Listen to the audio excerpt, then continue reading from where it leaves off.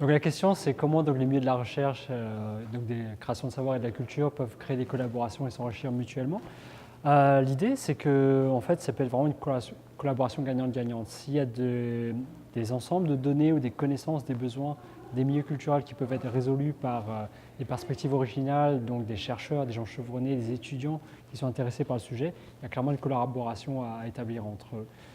C'est sûr que les organismes culturels n'ont pas forcément le réflexe que c'est accessible. Des fois, ça paraît loin de l'université, loin de le cursus scolaire, ou loin physiquement. Mais probablement que dans toute ville, il y a probablement un cégep, une université qui est à côté, en fait, des complémentarités à créer, et c'est vraiment dommage de s'en priver, en fait. Donc la question, c'est comment réussir un projet, en fait, de manière viable entre la culture et la recherche, en fait. Je pense que l'idée, c'est d'avoir un besoin défini, mais pas trop. L'idée d'avoir, en recherche, on va avoir une question à laquelle on veut répondre. On veut quand même que la question soit assez précise pour ne pas partir dans tous les possibles, comme on peut imaginer. Mais également, quand même assez flexible pour qu'on puisse pas trop aller dans des directions différentes et éventuellement soit avoir un résultat qu'on anticipait, mais éventuellement, ce qui est plus intéressant, un résultat qu'on n'anticipe pas, en fait. Donc vraiment, donc, de cerner une problématique assez précise, pas avoir trop gros dès le début non plus, parce que si on pose une question trop grande, il va peut-être falloir beaucoup d'expertise, trop de complexité à gérer, ça peut être très long. Alors que d'avoir un petit projet concret, c'est la meilleure façon d'amener un prochain projet un peu plus ambitieux en fait. Donc un peu comme tout, commencer un petit pas, baby steps. Donc la question est comment donc, articuler les projets, les rôles de coordination et de gestion. C'est sûr que lorsqu'on est dans une dynamique de collaboration, il faut une bonne vision. Il faut quelqu'un qui soit quand même dans les suivis, la gestion, mais aussi qui puisse prendre des décisions, en fait, qui soit décisionnel. En général, ça prend une vision d'ensemble, une personne qui fait un peu la liaison. Là. On retrouve souvent son terme dans l'université, agent de liaison, autres postes équivalents.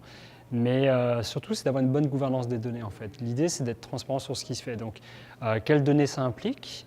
Qu'est-ce qu'on a le droit d'en faire? Qu'est-ce qu'on n'a pas le droit d'en faire? À partir de là, ça limite des possibilités et ça cadre bien la recherche ou le projet qui peut être fait.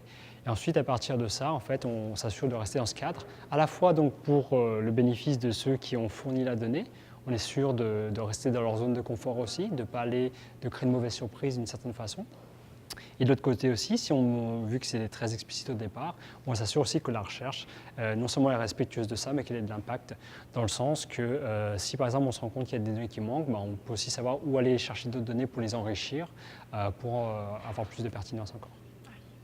Donc la question, c'est que si on regarde un peu plus les données d'usage, on s'intéresse plus, en fait, on est peut-être un peu plus centré sur l'usager, le public, et en fait, comment donc en fait, utiliser cette information, donc transformer donc, la donnée en information, mais surtout l'information en action, finalement en impact.